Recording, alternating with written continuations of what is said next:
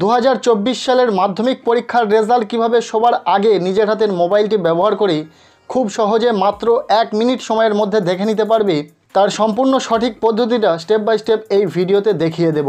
Result check করার জন্য সবার প্রথমে চলে আসতে হবে মোবাইলের যে কোনো একটি ব্রাউজারে। আমরা বেছে নিয়েছি গুগল ক্রোম ব্রাউজারটিকে। এখানে সার্চ বারে এসে টাইপ করবে WB রেজাল্টস।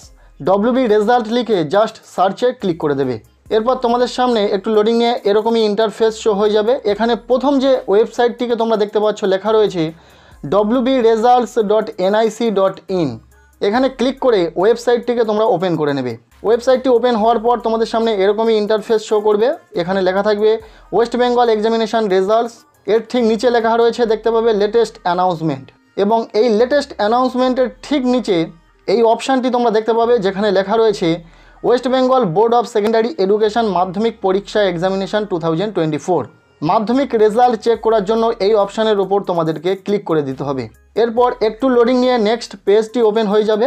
এখানে স্টুডেন্টের রোল নম্বর এবং ডেট অফ বার্থ বসিয়ে রেজাল্ট চেক করে নিতে হবে। প্রথমত এই পেজে এখানে দেখতে পাবে লেখা রয়েছে মাধ্যমিক পরীক্ষা রেজাল্ট ইয়ার 2024।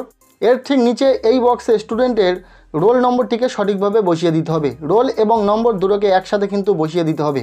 রোল নম্বর বসানোর পর নিচে রয়েছে date of birth.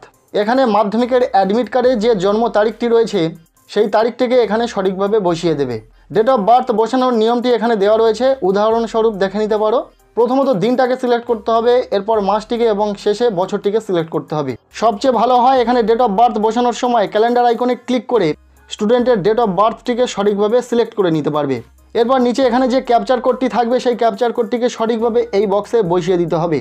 Role number, date of birth এবং ক্যাপচার কোডটিকে সঠিকভাবে বসানোর পর রেজাল্ট চেক করার জন্য জাস্ট তোমাদেরকে নিচে সাবমিট বাটনে ক্লিক করে দিতে হবে, এবং সাবমিট বাটনে ক্লিক করার সাথে সাথেই রেজাল্টটি ওপেন হয়ে যাবে। এখান থেকে রেজাল্ট চেক করার পর রেজাল্টটি কিছুটা এইরকমই শো করবে, যেমনটা অন স্ক্রিনে তোমরা দেখতে পাচ্ছ। প্রথমত স্টুডেন্টের রোল নম্বর এবং নাম থাকবে, এরপর নিচে কোন সাবজেক্টে স্টুডেন্ট কত নম্বর পেয়েছে এবং সেটা কোন গ্রেড ইন্ডিকেট করছে সেটা থাকবে, টোটাল নম্বর কত পেয়েছে স্টুডেন্ট সেটা থাকবে, এবং রিমার্কসে পাস লেখা থাকবে। ঠিক এরকমইভাবে তোমরাও তোমাদের রেজাল্টটিকে খুব সহজে দেখে নিতে পারবে। সো ভিডিওটি কেমন লাগলো কমেন্টের মাধ্যমে জানাও। ভালো লেগে থাকলে লাইক করো, চ্যানেলে নতুন হয়ে থাকলে অবশ্যই চ্যানেলটিকে সাবস্ক্রাইব করে রাখো, এবং ভিডিওটি বন্ধুদের সাথে প্রচুর শেয়ার করে দাও।